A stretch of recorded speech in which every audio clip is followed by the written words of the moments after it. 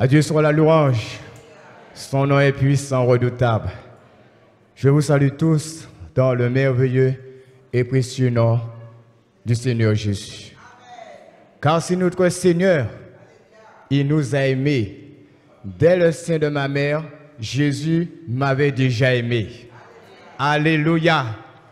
Et quand j'ai pris naissance, il s'est révélé à mon cœur avec le temps pour me faire réaliser ces choses. Parce que la parole de Dieu, c'est une révélation qui se révèle à nous. Tant que tu n'as pas encore reçu la révélation de la parole de Dieu, alors tu vas rester encore de ce monde sur toi-même, en faisant des choses qui ne sont pas à la gloire de Dieu. Mais l'ami nous dit, il y a un temps pour chaque chose. Il y a un temps où le Saint-Esprit vient et le Saint-Esprit nous convainc de péché, de justice et de jugement. Il y a un temps où la parole de Dieu vient pour nous convaincre, pour nous attirer à Dieu, pour nous montrer comment Dieu est bon. Savez-vous ce matin que Dieu est bon? Dieu est fidèle. Peut-être, ami, tu es là ce matin, c'est pas le hasard déjà, je te dis, c'est parce que Dieu a voulu que tu sois là. Afin que tu puisses entendre ces quelques paroles ce matin. Peut-être tu es habitué à venir, à revenir, mais ce matin, ce sera quelque chose de nouveau pour toi. Parce que tu vas entendre l'évangile. L'évangile, c'est une puissance pour le salut de quiconque croit. Et ce matin, si tu crois, déjà tu verras la gloire de Dieu. Alléluia, parce qu'un jour, il a fallu que je puisse croire. Croire en quoi? Croire en sa bonté. Croire en son amour, croire en son pardon, croire en sa fidélité, croire qu'il revient bientôt, croire qu'il peut changer les temps et les circonstances. Lorsque nous croyons ces choses en Jésus, ces choses se réalisent dans notre vie. Ce matin, qu'est-ce que tu veux que Dieu puisse réaliser dans ta vie? Peut-être tu es venu ce matin lassé, fatigué, découragé. Peut-être toi, mon frère, tu es venu lassé, fatigué, découragé. Je puisse te dire ce matin que Christ peut t'encourager ce matin et laisser une parole au fond de ton cœur. Vous savez, la parole de Dieu, lorsqu'elle fait ses effets dans notre cœur, elle nous rend très, très joyeuses. Alléluia. Êtes-vous joyeux ce matin, peuple de Dieu? Êtes-vous dans la paix du Seigneur? Si nous sommes dans la paix du Seigneur, nous sommes prédisposés à entendre sa voix ce matin. C'est pour cela que nous allons lire tout simplement le titre de mon message, il faut que. Peut-être ce message, vous l'avez déjà entendu. Mais vous savez, lorsque Dieu permet que nous puissions réentendre, c'est pour le croire. Alléluia. Il faut que. Et lorsque nous lisons, nous allons lire tout simplement déjà Jean.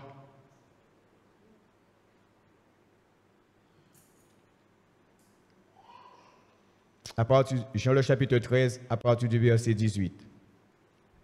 Je ne parle pas de vous tous, je connais ceux que j'ai choisis. Mais il faut que l'Écriture s'accomplisse. Celui qui mange le pain avec moi a levé son talon contre moi. Amen. Il faut que les Écritures s'accomplissent. Et voilà déjà, nous voyons, il faut que. Est-ce que vous réalisez que l'Écriture est en train de s'accomplir? Est-ce que vous réalisez, bien-aimés, que l'Écriture est en train de s'accomplir? Ce que Dieu dit, sa bouche l'accomplit toujours. Il faut que l'Écriture s'accomplisse. L'Écriture s'est accomplie à l'égard de qui? Là déjà. Celui qui mange avec moi le pain a levé son talon contre moi. En parlant de Judas. Ça s'est accompli dans la vie de Judas. Parce que nous savons qui était Judas. Judas, c'est celui que Jésus avait choisi parmi les 12. Mais Judas a renié le Christ. Pour quelques deniers. Cela s'est accompli dans la vie de Judas. Parce que cela a été déjà révélé dans la vie de Judas. Lorsque nous lisons, nous allons lire de telles choses pour voir comment cela avait déjà prédit dans Zacharie, le chapitre 11, à partir du verset 12.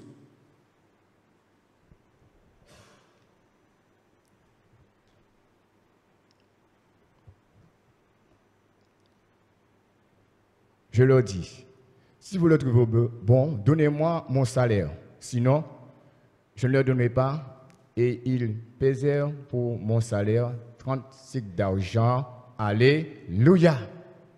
30 cycles d'argent. Et dans le Nouveau Testament, combien d'argent que Judas, pour combien Judas a livré le maître?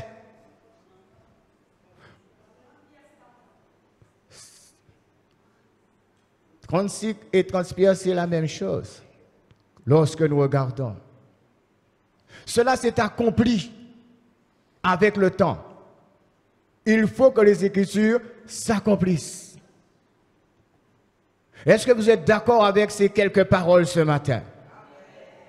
De même, lorsque Dieu me donne une parole, il faut que cette parole s'accomplisse dans ma vie. Lorsque Dieu me donne une parole, il faut que cette parole, avec le temps, s'accomplisse dans ma vie.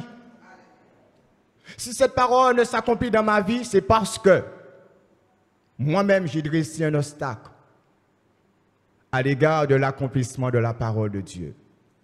Moi-même, j'ai mis un frein. Moi-même, j'ai retardé cet accomplissement. Parce que parfois, bien-aimés, on ne réalise pas que Dieu nous a donné une parole. Et met tout en œuvre afin que cette parole puisse s'accomplir. Par exemple, je sais que Dieu m'a donné une parole. Je dois m'arranger. Surtout, m'arranger dans l'obéissance à Dieu pour que cette parole puisse s'accomplir. Lorsque je dis l'obéissance à Dieu, commencez à veiller sur moi-même. Commencez à veiller sur ma façon de marcher avec Dieu. Ma façon de fonctionner avec mes frères, avec mes sœurs. Hello? Oui, on dit parfois si elle attend là, elle s'accomplira certainement. Je suis d'accord. Elle va arriver au temps voulu. Mais moi, j'ai ma part à faire pour l'accomplissement de la parole de Dieu dans ma vie. Et parfois, je ne suis pas prêt. Je suis toujours en guerre avec X, toujours en guerre avec Y. Je ne manifeste pas de la compassion, de la miséricorde. Je suis toujours prêt à juger, à critiquer. Et pourtant, Dieu m'a donné une parole de bénédiction pour ma vie spirituelle. Une parole pour mon foyer. Une parole pour mes enfants. Une parole pour mon mari inconverti. Une parole pour mon épouse inconvertie. Une parole pour mon enfant qui est turbulent. Je ne réalise pas que je dois mettre tout en œuvre pour que cette parole puisse s'accomplir. Je dis toujours, je le répète, il faut que l'Église sache que le Dieu que nous servons, c'est le Dieu de la bénédiction, bien-aimé.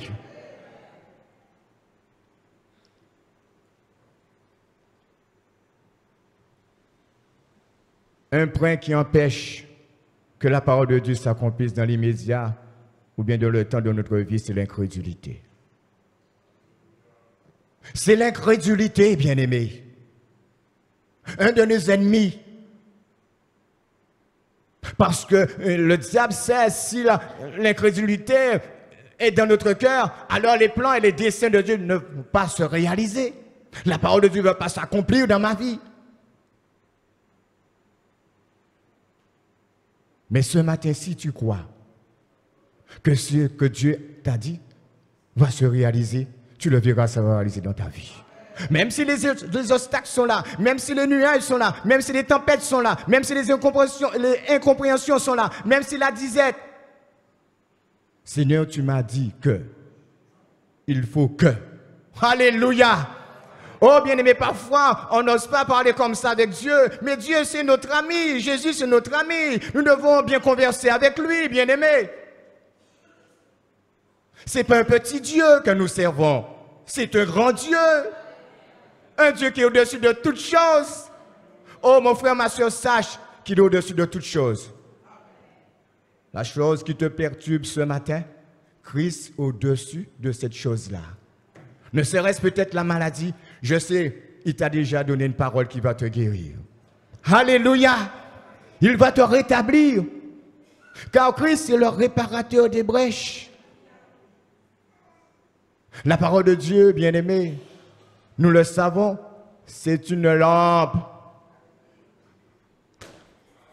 C'est une lampe et lumière. Alléluia. Qui nous rend inébranlables, irréprochables, puissants, redoutables. Bien-aimé, ce matin, il faut que la parole de Dieu s'accomplisse dans ta vie. Qu'importe les soucis. Mets tout en œuvre. Libère-toi. Libère-toi de tes craintes, de l'inquiétude. Dieu avait un gros problème avec le peuple d'Israël. Un problème de désobéissance, mais un problème aussi, le peuple vivait souvent et souvent dans la crainte, souvent dans l'inquiétude, souvent dans la peur.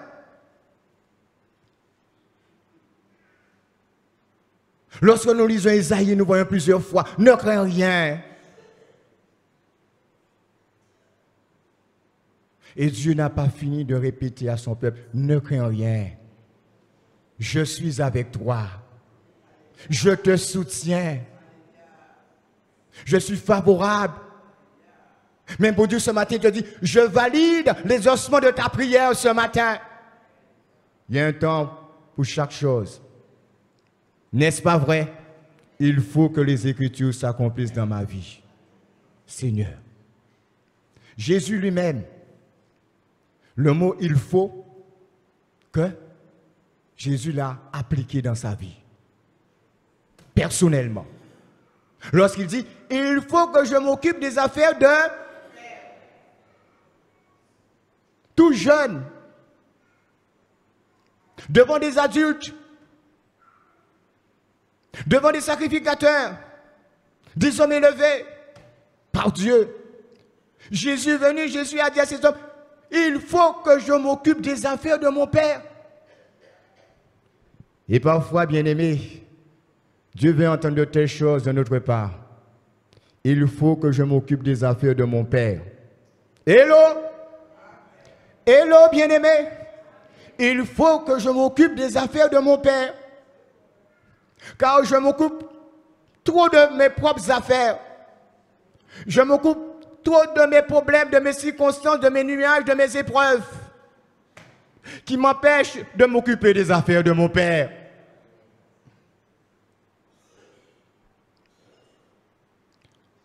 Bien-aimés, lorsque nous sommes, je prends un exemple, et c'est réel, c'est très réel. Lorsqu'on devient chrétien du dimanche matin, on peut se poser la question, est-ce qu'on s'occupe réellement des affaires de son Père? Hello? Hello? Je mets une parenthèse. Pour ceux qui n'ont pas la bonne volonté de venir par des circonstances. Et je mets à l'écart mes frères et sœurs âgés parfois, on ne va pas les demander d'être comme nous, assidus. Mais je suis jeune. Et je peux. Je deviens chrétien du dimanche du matin. Est-ce que je m'occupe des affaires de mon Père comme Dieu veut que je m'occupe des affaires de mon Père? Parce que bien aimé, lorsque nous venons en semaine écouter la parole de Dieu, nous venons pour adorer Dieu, nous venons pour louer Dieu, nous venons pour l'exalter, nous venons pour le célébrer, nous venons pour partager la communion fraternelle, nous venons pour entendre la parole de Dieu, nous venons pour nous nourrir, pour nourrir notre âme par la parole de Dieu, nous venons partager la communion fraternelle, mais nous venons aussi pour accueillir les âmes que Dieu envoie dans la bergerie, bien aimé. Qui va les accueillir? Toujours les mêmes. Il faut que tu t'occupes des affaires de ton Père dans l'équilibre. Il faut que je m'occupe des affaires de mon Père dans l'équilibre.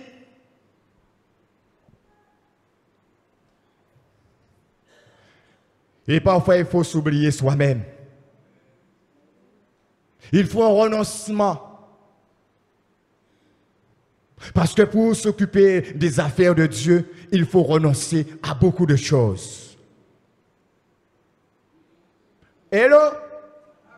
Il faut renoncer à beaucoup de choses.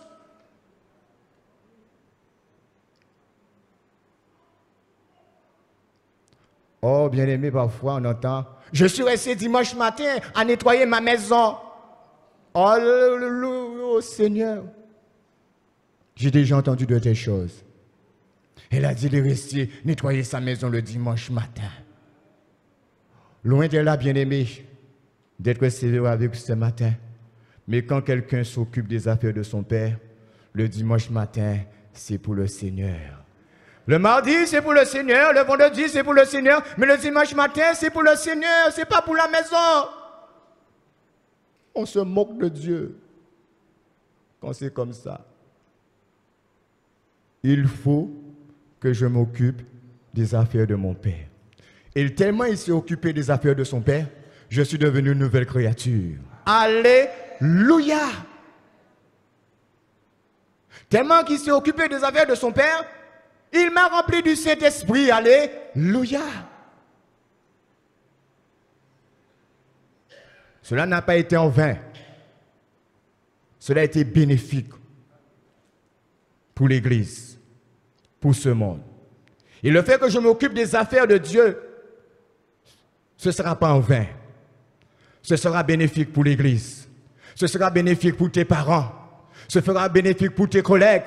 Ce sera bénéfique pour tes amis. Ce sera bénéfique même pour tes ennemis. Parce que tes ennemis, ils verront que tu t'occupes des affaires de Dieu. À un certain moment, ils vont se poser la question, mais qu'est-ce qu'il a en lui, ce bonhomme-là? Mais qu'est-ce qu'il a en elle, cette femme-là? Elle dégage quelque chose de surnaturel. Je veux être comme elle. Je veux être comme lui. Parce qu'il s'occupe des affaires de son Père.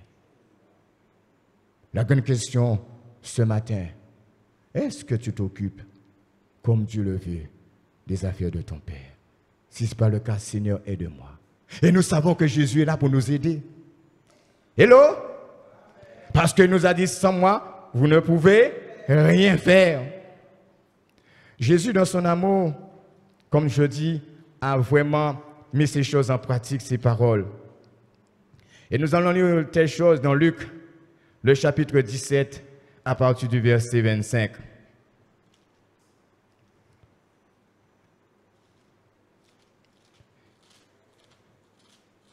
Luc 17, à partir du verset 25.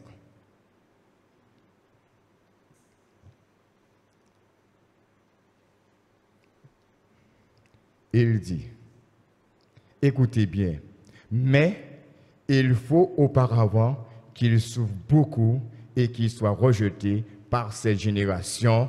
Amen. Alléluia. Mais il faut auparavant qu'il souffre beaucoup et qu'il soit rejeté par cette génération. Voilà Jésus lui-même. Ce mot, il faut à expérimenter cela. La souffrance. Et qu'est-ce qui s'est passé à Gethsémane? Qu'est-ce qui s'est passé lorsqu'il passait dans la Palestine, lorsqu'il passait dans les villes, dans les communes, lorsqu'il passait dans les pays? Qu'est-ce qu'il passait? Qu'est-ce qui se passait? Le rejet, la souffrance. Il a connu la souffrance. Et parfois, bien-aimés, on ne veut pas connaître la souffrance.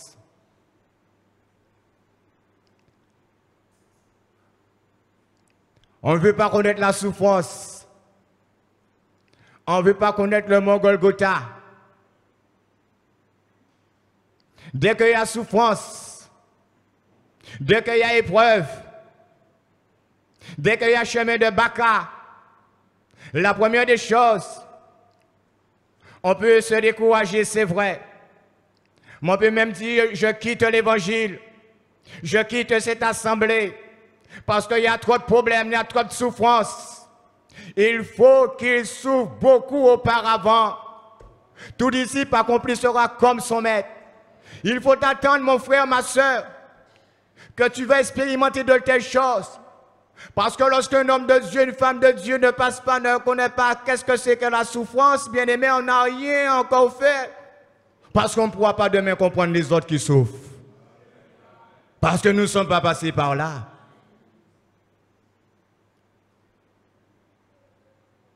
Mais devant toute souffrance, la Bible nous dit, Christ a déclaré, je serai avec vous tous les jours jusqu'à la fin du monde. Alléluia. Cette souffrance peut venir des tribulations dans le travail. Je souffre parce que je ne suis pas compris dans mon travail. Je souffre parce que je suis rejeté. Je souffre parce que c'est de la jalousie. Je souffre parce que on met des bâtons dans mes roues. Est-ce que Christ n'a pas connu la souffrance? Bien-aimé, devant toute chose, la clé de notre réussite avec Christ, c'est de regarder qu'est-ce qu'il a fait. Et lorsque je dis regarder qu'est-ce qu'il a fait, c'est-à-dire il nous faut apprendre à connaître réellement qui est notre maître. Prendre le temps de lire la Bible, de relire la Bible, afin que la Bible nous révèle la personnalité de Jésus. Nous voyons Jésus toujours celui qui guérit. Ou bien celui qui donne le salut. Mais il faut retracer tout ce qu'il a vécu aussi. Et lorsque je retrace tout ce qu'il a vécu, tu vas me dire ce matin, mais je ne suis pas Christ. Non, la Bible nous dit, tout disciple accompli sera comme son maître. Et Jésus même a dit, vous aurez des tribulations dans le monde. Mais prenez courage, j'ai vaincu le monde.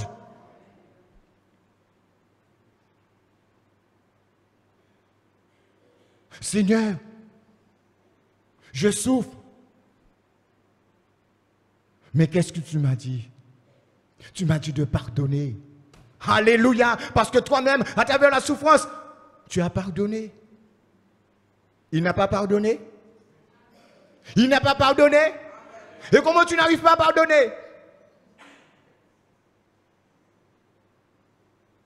Ou bien comment tu refuses de pardonner? C'est parce que la souffrance est trop dure, je comprends. Mais si Christ, il a pardonné à travers la souffrance, il faut aussi que tu pardonnes ceux qui t'offensent. Parce que n'oublie pas toi-même, tu as offensé. Toi-même, tu as fait du mal. Tu fais jamais de mal. Si tu fais jamais du mal, ta place n'est pas au milieu de ce monde. Ta place est dans le ciel. Parce qu'il n'y a aucun homme sous la terre qui ne péche pas.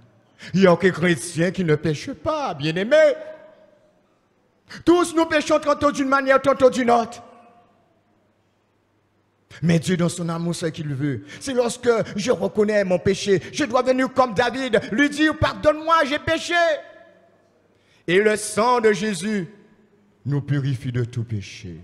Car celui qui cache ses transgressions, celui qui cache ses péchés, bien-aimé, n'obtient pas miséricorde, n'obtient pas grâce de Dieu, délivrance de l'Éternel. Nous devons nous confesser tout ce que nous avons fait, tout ce que nous disons. Notre Seigneur, pardonne-moi. Et le but, c'est de ne plus recommencer. Un jour, mon fils me pose la question, papa, si j'ai péché et j'ai recommencé, j'ai dit non, si tu as péché, il faut demander pardon, il ne faut plus recommencer, faire la même chose. Et parfois, on recommence la même chose. Et pourtant, on a demandé à Dieu pardon. Est-ce que ça a été sincère? Est-ce que c'est pardon pour se débarrasser? Non. Lorsqu'on demande à Dieu pardon de tout son cœur, c'est de ne plus recommencer à ce que nous avons fait, qui a été désagréable devant le Seigneur. Le délaisser, le piétiner, lui dire arrière de moi Satan. Si c'est une mauvaise pensée, tu dois lui dire arrière de moi Satan, va-t'en. Il va s'en aller, il va s'enfuir, il va prendre la fuite. Parce qu'il voit que tu manifestes ton autorité. Le chrétien a une autorité qu'il possède. Tout pouvoir de marcher sous les serpents et sous les scorpions, afin que rien ne peut te nuire. Tu ne dois pas laisser les mauvais esprits, les choses te perturber. tu dois leur dire, arrière de moi, Satan. Et lorsque nous confessons ces choses, nous avons la victoire. Alléluia. Et peut-être tu es dans le travail là, tu travailles, et tu as un bonhomme qui est après toi, et tu as une femme qui est après toi, et qui te guette, et qui veut que tu puisses succomber à la tentation. Dieu t'a déjà montré, et qu'il faut lui dire non. Alors dis-lui non.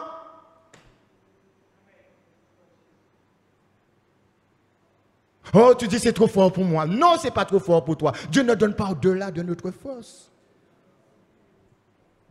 Non. Il nous donne toujours le moyen de nous en sortir. Même si la chose dure.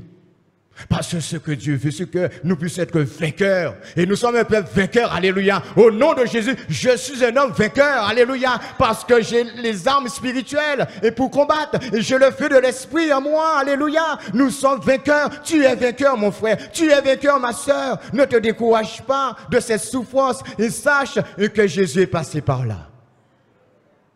Et les Écritures se sont accomplies. Et l'Écriture va être accomplie aussi dans ta vie. Tu auras des tribulations. Mais prends courage. J'ai vaincu le monde.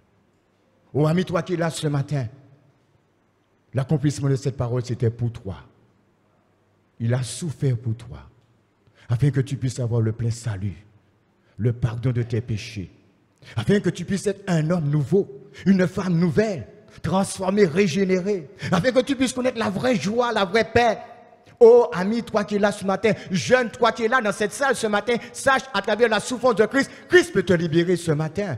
Et peut-être de la drogue, je ne sais, et peut-être de l'impudicité. Il peut te donner la victoire ce matin, car il a connu la souffrance, c'était pour te libérer. En Jésus, nous sommes libres, alléluia. Et ce matin, peut-être tu dis en toi-même, je suis esclave d'un vice, je suis esclave d'une passion, et peut-être tu es enfant de Dieu, et tu es encore esclave d'un vice, d'une passion. À travers la souffrance de Christ, tu peux être libéré ce matin, alléluia. Si le Fils vous affranchit, vous serez réellement libre. Il faut qu'il souffre beaucoup. Beaucoup. Ce mot beaucoup m'a beaucoup interpellé. Il y avait le poids du péché sur lui. C'est beaucoup de l'humanité tout entière. Quelle bonté.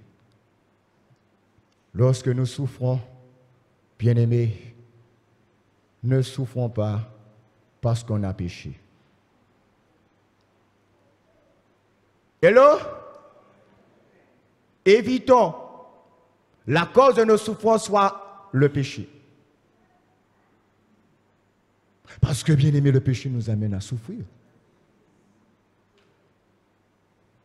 Et nous l'avons connu lorsque nous étions dans le monde. N'est-ce pas vrai? Alors que la cause de notre souffrance ne soit pas le péché. Autre chose, si je souffre parce que je défends la cause de Jésus, béni soit l'Éternel.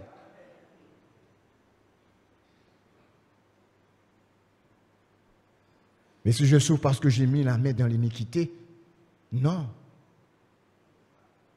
Une mauvaise souffrance. Il ne faut pas ajouter souffrance à souffrance. Au contraire, cette souffrance-là, je ne veux pas de cette souffrance-là. Si c'est Christ et qui m'appelle à souffrir pour son nom, pour la cause de son nom, merci Seigneur. Il faut qu'il souffre beaucoup auparavant. Mon frère, ma soeur, attends-toi à cela.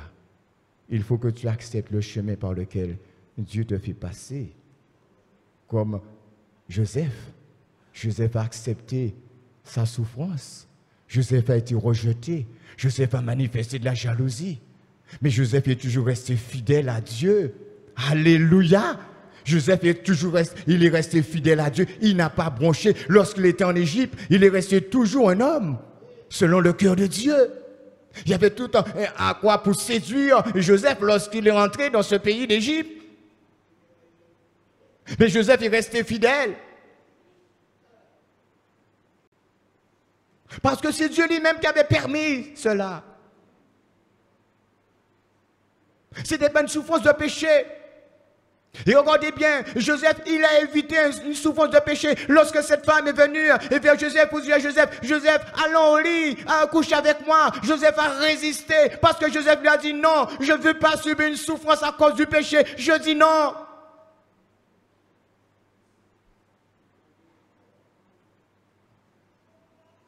Et remarquez, bien-aimé, devant sa souffrance que Dieu même a permis, qu'est-ce que Dieu a fait de Joseph? Avec le temps, Dieu a élevé Joseph. Alléluia. Oh mon frère, ma soeur, cette souffrance que Dieu permet dans ta vie, sache, Dieu va t'élever. Dieu est en train de t'élever. Alléluia. Les hommes de Dieu, les femmes de Dieu, remplis du Saint-Esprit, remplis de connaissances, remplis de force, remplis d'hardiesse, ce sont des hommes qui ont accepté la souffrance là où Dieu les a. Dieu a permis qu'ils passent. Ils ont accepté. Alors Dieu a fortifié ces hommes. Ces hommes sont devenus forts. Alléluia. Et comme David est devant Goliath, David a été un homme fort. Alléluia. Il y avait souffrance aussi par rapport à Saül, son ennemi. Il y avait souffrance. Mais est-ce que David a renié Dieu? Non. Au contraire, David louait Dieu, David adorait Dieu, David cherchait la face de Dieu, David priait Dieu, David jeûnait, alléluia. David savait rester au pied du Seigneur, au pied de Dieu, l'acclamer. Lorsque nous voyons l'histoire de David, nous voyons que c'est un homme d'adoration, et c'est un homme, l'action de grâce était le point fort de David, comme Paul, l'action de grâce était le point fort de Paul. Lorsque nous lisons les épîtres de Paul, nous voyons Paul, il commence toujours, je rends grâce à Dieu, je rends grâce à Dieu, je rends grâce à Dieu. Il remerciait toujours Dieu parce qu'il savait, bien-aimé, lui aussi, Jésus lui avait dit, et tu vas souffrir pour mon nom, Paul. Oh, ce matin, il faut qu'il souffre beaucoup. Ce matin, je ne te fais pas peur, mais sache que si tu souffres, attends-toi que le Seigneur est à côté de toi. Il va toujours te consoler. Car tous ces hommes, ils ont été toujours consolés. Sois pas un ange, est venu les consoler.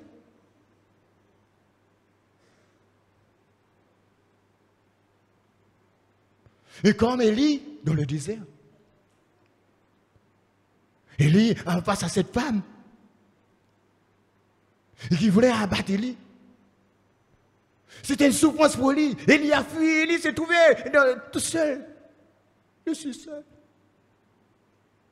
Cette femme veut m'abattre. Élie a fui. Il ne faut pas fuir. Et parfois on fuit. Il ne faut pas fuir. Il y a beaucoup de chrétiens qui prennent la fuite. Lorsque je dis qu'ils prennent la fuite, qu'ils se relâchent. On ne veut plus rien faire. On traîne les pieds. On veut plus, on n'est plus zélé. On a un découragement total. Surtout lorsque on travaille ensemble dans le même service. Il y a souffrance entre nous. Alors je vais m'arrêter.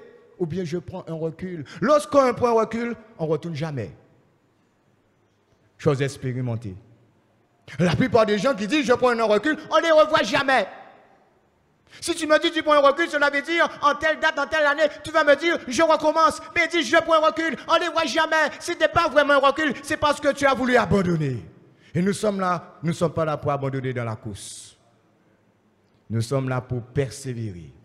Celui qui persévérera jusqu'à la fin sera sauvé. Persévérer dans l'abondance, persévérer dans la disette, persévérer dans la joie, persévérer dans les deuils, persévérer. Allez jusqu'au bout. Que rien ne puisse t'arrêter ce matin. Là où Dieu t'a placé, ne quitte pas ta place. Reste là. Parce que vous savez, lorsque Dieu nous dit de rester là, ça fait de nous former. Alléluia! Il faut que Dieu parti là et mettez là. Parce qu'à travers tout ce que tu vis, il a besoin de transformer ton caractère. Parce que toi-même, tu ne te connais pas réellement. À travers ce que Dieu permet, Dieu va te montrer qui tu es. Et tu vas dire, oh, je suis comme ça, je ne savais pas que je suis comme ça. Et à travers mon épouse, Dieu me montre qui je suis. Je ne savais pas que j'étais comme ça. Mais maintenant, il y a quelqu'un, il y a une personne en face de moi et qui peut bien m'observer dans mes ratés, dans mes manquements, et pour me dire, là, Pierre, tu es passé à côté. Je dis, mais je ne savais pas que j'étais comme ça. Oui. Voilà pourquoi Dieu a placé une personne à côté de toi. N'est-ce pas ça que tu avais demandé à Dieu, un mari, une épouse? C'est pour ça aussi. Peut-être toi qui désires te marier, prépare-toi. Celle qui sera à côté de toi, Dieu va se servir d'elle pour te montrer qui tu es. Et lorsque Dieu nous montre qui nous sommes, il ne faut pas demeurer dans l'orgueil. Hello? Est-ce que vous êtes d'accord avec moi?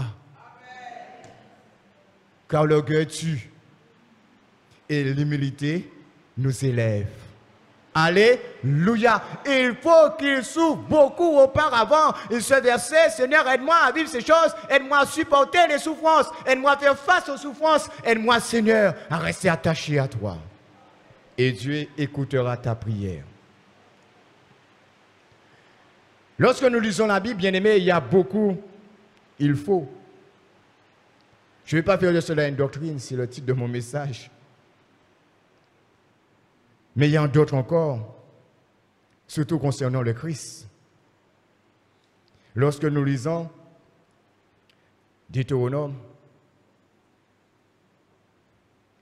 le chapitre 18,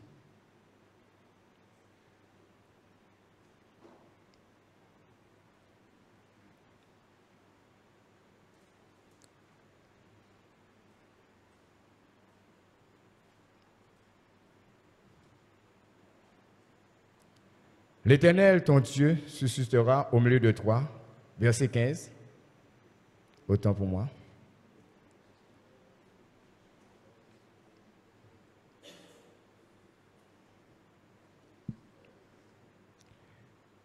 L'Éternel, ton Dieu, suscitera au milieu de toi, dans tes frères, un prophète, comme moi, vous l'écouterez. Amen. Vous voyez ce verset? Ce verset s'est accompli. L'Éternel, ton Dieu, suscitera du milieu de toi, dans tes frères, un prophète comme moi, vous l'écouterez. Vous l'écouterez.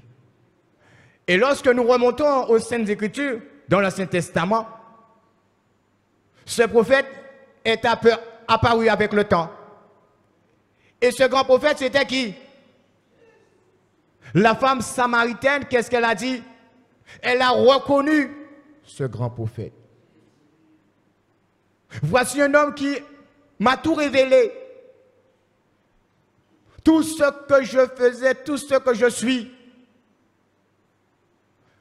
Ce grand prophète, ce matin, veut encore se révéler à nous. Et ce que nous devons faire, c'est de l'écouter.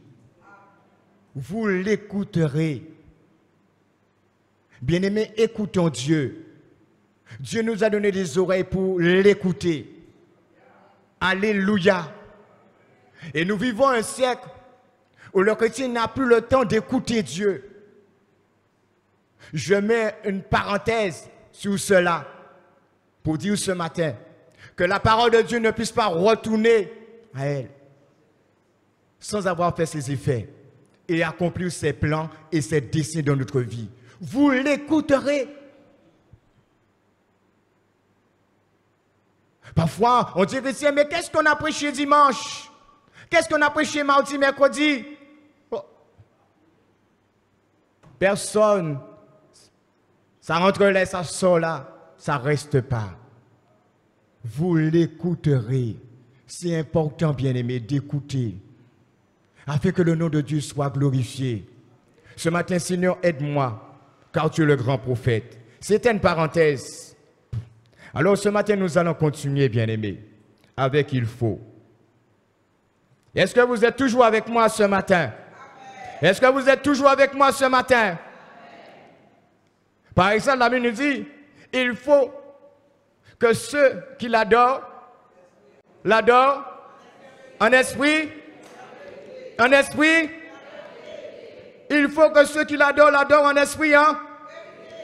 C'est-à-dire, il ne faut pas que la chair se mêle à nos adorations.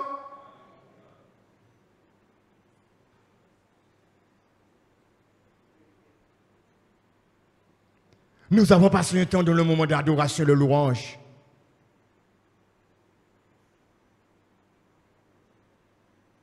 Beaucoup peuvent dire ce matin, est-ce que je me suis baigné dans l'adoration ce matin? Parce qu'on n'adore pas Dieu pour adorer Dieu. On ne vient pas dans ce lieu pour adorer, ou bien pour prendre plaisir, pour se défouler.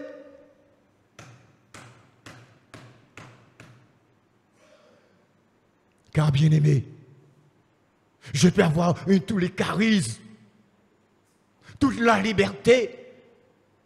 Je peux être un homme très éloquent, une femme éloquente qui chante à 2000 à l'heure. Mais est-ce que mon cœur vraiment adore Dieu en esprit, en vérité?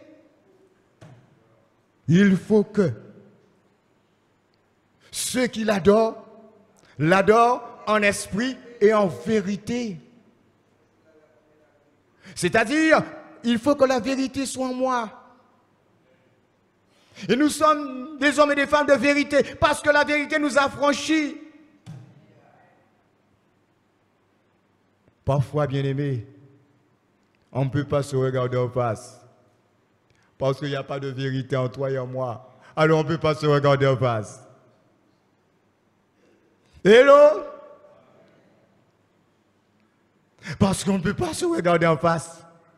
Mais Dieu veut que nous puissions être vrais les uns vers les autres. Que la vérité soit en moi. Que je ne puisse pas chercher de détours. La Bible nous dit Dieu a créé l'homme droit, mais l'homme a cherché beaucoup de détours, beaucoup d'excuses. Soyons vrais les uns vers les autres. Il faut que ceux qui l'adorent en esprit et en vérité. Que la vérité soit mon partage.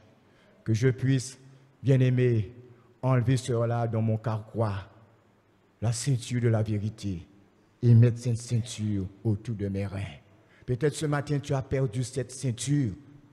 Mon frère, ma soeur, pour bien adorer Dieu, revêt cette ceinture de vérité. Et que le mensonge ne puisse pas être notre partage, bien aimé. Le mensonge, c'est notre ennemi. Ça nous empêche, bien-aimés, d'aller plus loin. Ça nous empêche, bien-aimés, de saisir les grâces de Dieu, les bénédictions de Dieu, qui ne fait sûr que chacun, mais qui enrichit.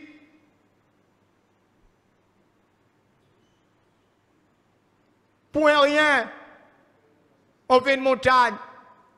On crée une montagne.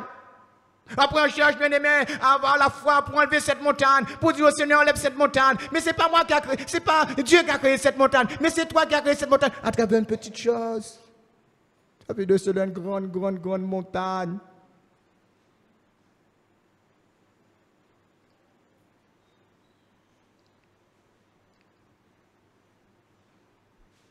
Ce matin, que nous puissions être des vrais adorateurs. Que nous puissions adorer Dieu en esprit et en vérité.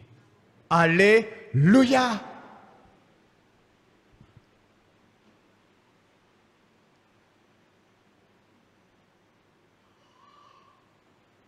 Vous êtes toujours avec moi?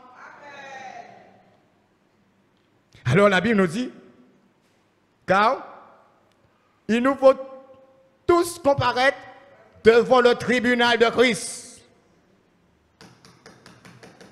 Ah là, c'est 2 Corinthiens, le chapitre 5, à partir du verset 10. Il nous faut tous comparaître devant le tribunal de Christ. Et parfois, j'oublie cela. Et parfois, l'Église oublie cela. Vous voyez l'importance, bien aimé, que les versets reviennent au fond de notre cœur. Quand nous laissons les versets revenir, bien aimé, alors on est plus que vainqueurs. Oh Seigneur, tu vois ce problème, tu vois cette difficulté avec X, avec Y. Mais je me souviens que tu m'as dit, Seigneur, il me faut passer devant ton tribunal. Alors Seigneur, je vais régler la chose tout de suite. pour être jugés du bien, du mal que nous avons manifesté. Ce n'est pas pour être condamné. Du bien, du mal. Vous voyez? Dieu me demandera compte la façon que j'ai exercé le ministère devant son tribunal. Hello? Dieu me demandera compte. Dieu te demandera compte devant son tribunal comment tu as fonctionné lorsque tu étais en service avec tes frères, avec tes soeurs. Tous, nous allons comparaître devant le tribunal du Christ pour être jugés.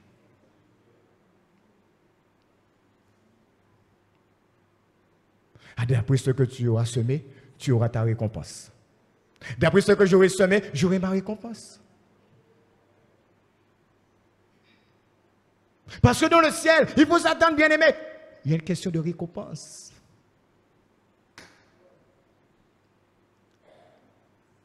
Il y a plusieurs demeures dans la maison de mon Père. Et ce qu'un homme aura semé, c'est ce qu'il récoltera. Ce que tu vas semer, mon frère, c'est ce que tu vas récolter. Alors, quelle semence? Qu'est-ce que tu sèmes? Est-ce que tu sèmes la joie? Est-ce que tu sèmes la paix? Est-ce que tu sèmes l'unité? Est-ce que tu sèmes la communion fraternelle? Est-ce que tu sèmes l'amour? Est-ce que tu sèmes la patience? Est-ce que tu sèmes toutes ces choses, les fruits de l'esprit? Est-ce que tu sèmes ces choses?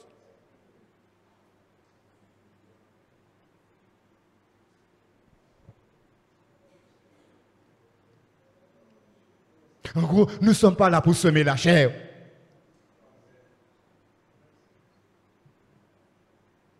Qu'est-ce que nous semons? Parce que la Bible nous dit, car il nous faut tous comparaître devant le tribunal de Christ.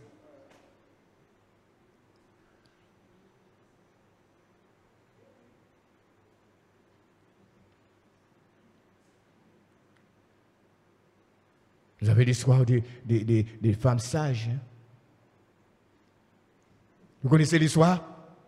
Il y avait 5 sages et 5 folles.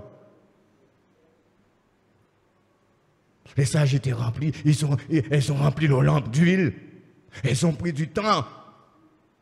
Et les autres, frivolité. Et quand l'époux est arrivé, ceux qui étaient prêts, c'est mon frère, sont entrés.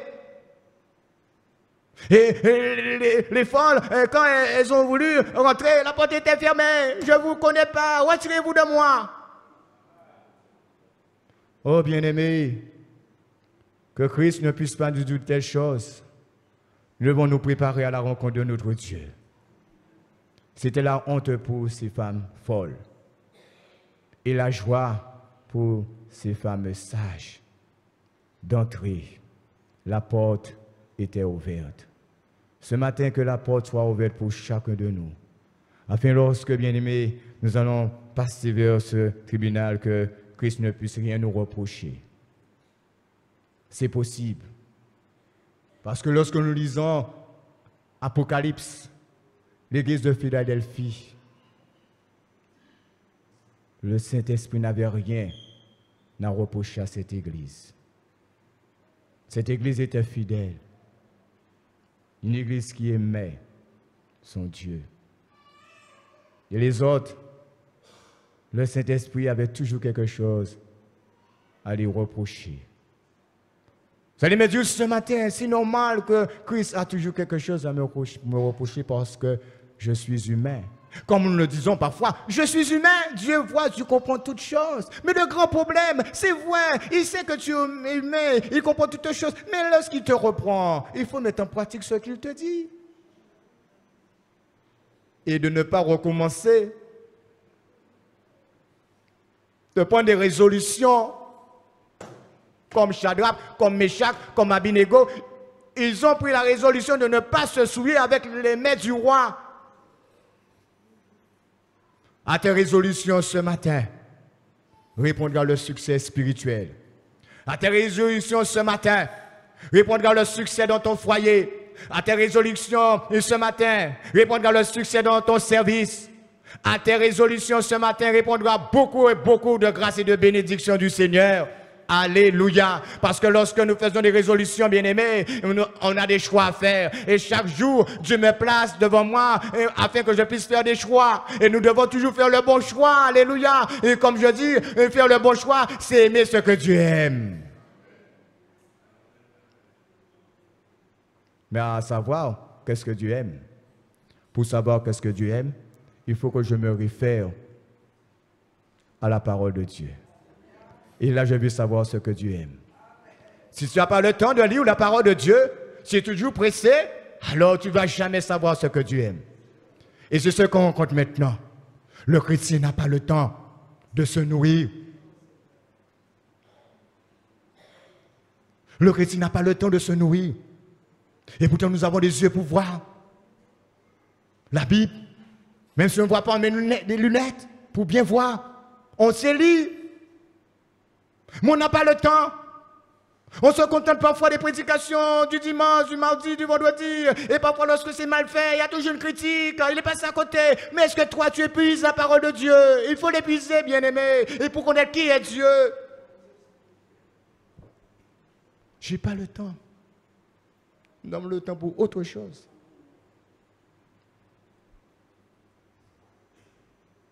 C'est une bonne nourriture. Il faut te nourrir. Il faut prendre le temps. Il faut prendre le temps. Il faut prendre le temps avec ton mari, avec tes enfants, pour rester là pour lire, pour faire la méditation avec eux. Chérie, viens, on va lire un verset ce matin.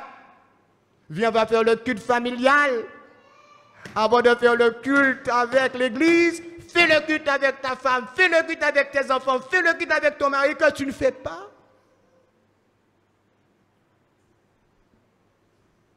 Et tu verras, tu vas en tirer beaucoup d'enseignements.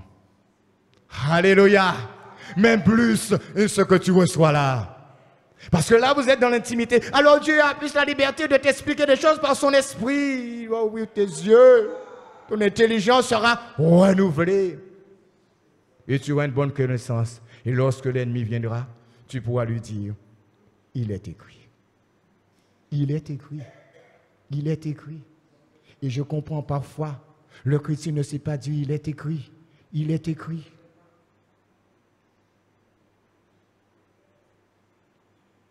Il faut savoir lui dire, il est écrit.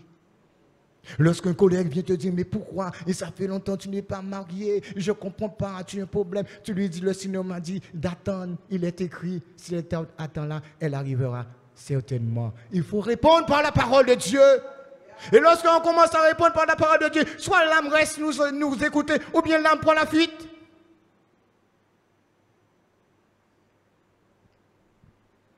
Il est écrit. Et parfois on n'ose pas, n'a pas, parce qu'on n'a pas bien aimé. Nous ne sommes pas restés assez longtemps devant la parole de Dieu. Alors incapables de dire, il est écrit. Alors le diable passe, il nous bombarde. Il passe, il est bien-aimé, il fait ce qu'il veut. Il vient là et il sait que là, il y a une porte ouverte là. Là, il ne connaît pas ce verset. Alors je viens pour le déstabiliser sa foi. Lorsque je sais lui répondre, alors il va prendre la fuite. Peut-être il va revenir, mais sur autre chose. Mais s'il revient sur autre chose, j'ai autre chose à lui dire. Alléluia.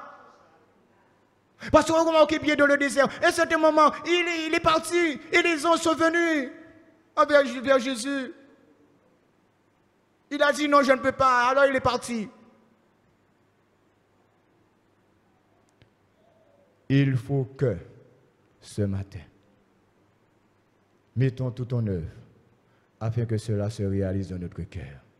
Que Dieu soit béni.